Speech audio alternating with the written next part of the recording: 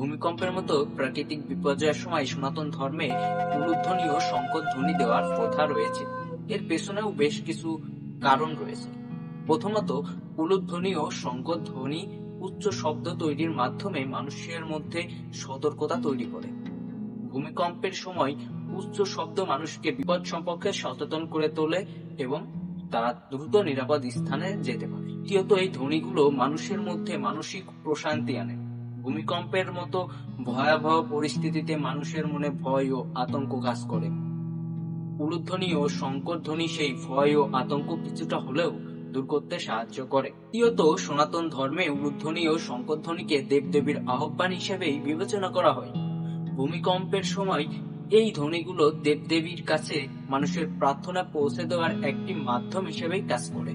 চতুর্থ, সামগ্রিকভাবে ভূমিকম্পের সময় উলুধ্বনি ও শঙ্খধ্বনি দেওয়া প্রথা মানুষের মধ্যে সতর্কতা তৈরি, মানসিক প্রশান্তি আনা এবং দেবদেবীর কাছে প্রার্থনা পৌঁছে দেওয়ার একটি উপায় হিসেবেই কাজ করে।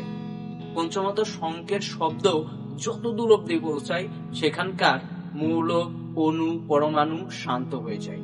সকলকে দেবী বাসমতীকে পূজা করা উচিত, ক্ষমা চাওয়া উচিত।